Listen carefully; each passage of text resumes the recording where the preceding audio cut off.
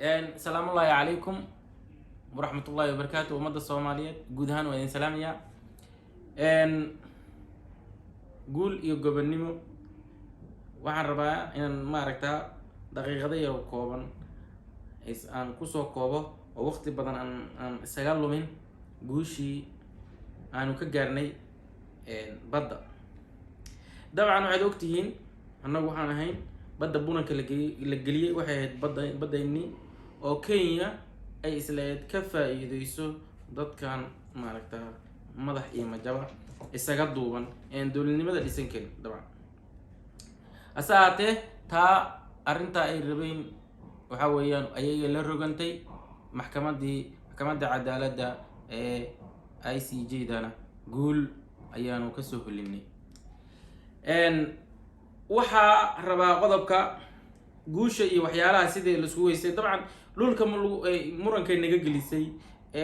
khayraadka leh ama badaynaba markii la yiraahdo wuxuu leeyahay 162,000 oo kilomitir oo laba jibaaran. dabcan intii ugu faraha badneed dhulkeenaas naga lahayn oo dabcan oo markii la fiiriyo xariiqa sida u dhacayo ama adduunka kale xariiqa sida loo rido xariiqini wuxuu ahaa mid cadaaladeed oo si saxan oo maaragtaa annagu aan u soo qaadan. asaate Kenya wax badan ay isku dayday inay maaragtaa ay cadaaladda ka meermeerto markii ugu dambeysana dabinka ay ku soo dhacday ayadoo isle kuwo Soomaali ah oo liita ayaa bari uga faa'iideysan doontaan. dabcan sidii hore u dhacdaba ama lagu magacaabo memorandum of understanding oo MOUD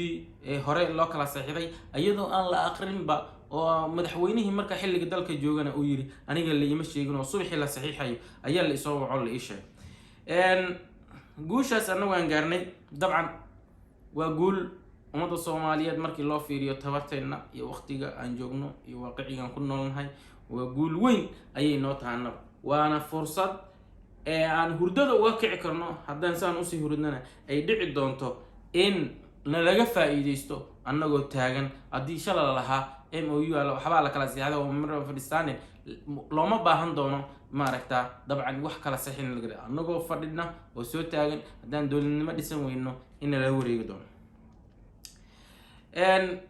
dhulkii ay muranka naga gelisay 162,000 oo kilomitir laba jibaaran ahaa Kenya waxa loo la siiyay ayadoo maaragtaa waliba ay cadaalad darro tahay 19,000 oo kilomitir oo laba jibaaran.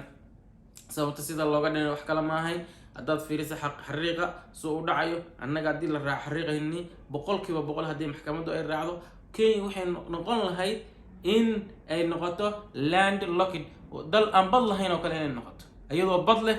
ayadoo aad aragto inay xeeb leedahay badda Indian Ocean kaas u marayo haddana waxay noqon lahayd dhul xiran oo go'doona sababtoo ah markabka haddii sideena loo xukumi lahaa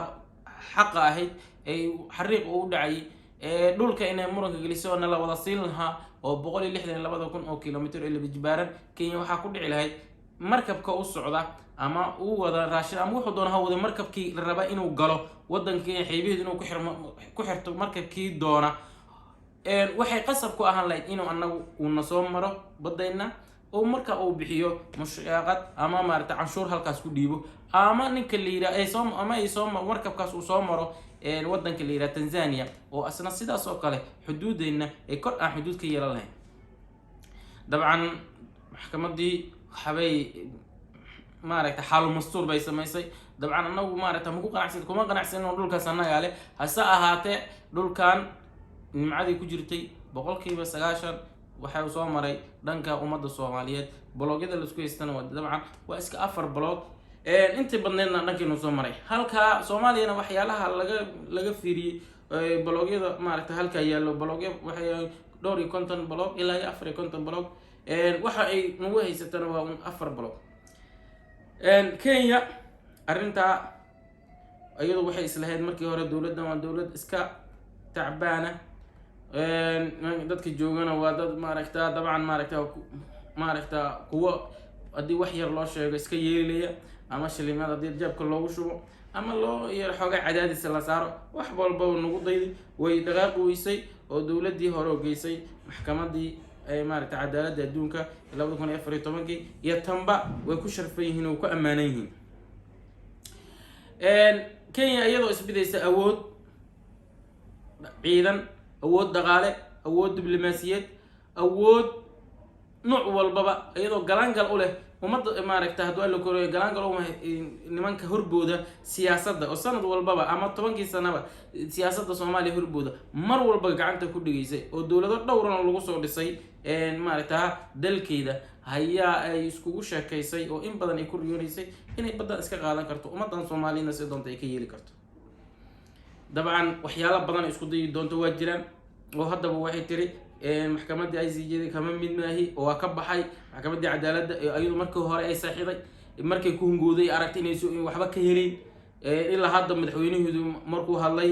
maaragtay 13 bisha markuu hadlay oo bishan October hadda aan ku jirno wuxuu yiri maaragtay wali wuxuu taagan yahay wada hadal wax lagu wada hadlana meesha ma joogto maxkamad iyo xuduudo waxba la kala dhigtay. dabcan markii horena xuduud nooma lahayn badan dhinacaas naga jirtanay. guushaas waxay ahayd guul ummadda Soomaaliyeed oo dhan ay u dabaaldegtay dabcan meel walba ay joogtaba maaragtay inkastoo annagu dhan hurdada ay naga kicisay fursad ay noo tahay hadda kadibna aan u istaagayno dowladnimada iyo sharciga inaan maaragtay ku kala baxno halkii aan ku kala bixi jirnay markii hore qori caaradii ama qofku wax doonaya wax ku raadin jiray qori caaradii. ilaahay baa mahadle na garansiiyay guushaasna siiyay gaar ahaan dowladihii iyo shacabkii ummadda Soomaaliyeed oo halka meel uga soo jeestay. qaacidada kaliya oo meeshaas laga baran kara waxay tahay ummadda Soomaaliyeed haddii ay isku aday midowdo ay ul iyo diirkeed noqoto wax walba soo maaragtay hujuuma way iska dhicin karaan waan iska celin karaan. waa meesha kaliya maaragtay oo practicada aan ku arki karno haddaan ummadda Soomaaliyeed isku duubnaatana inay guul gaari karto. hadday tafaraaruq hadda nagu jirana ee siyaasadeed haddii aan ku jirnana inaan guul daraysanayno inta weeyaan maaragtay guushaas ummadda Soomaaliyeed oo dhan aan ugu hambalyeynaya. waxaan leeyahay guul hurdada aan ka kacno oo dhulka kale oo dhulalka inteena kale dhulka ama dhulkay naga maqnaa ama waxyaalaha hadda haysanaa ku faraare adeegno ummadda Soomaaliyeed inta naga maqan aan raadsano. wabillahi tawfiiq wasalaamu calaykum waraxmatullaahi.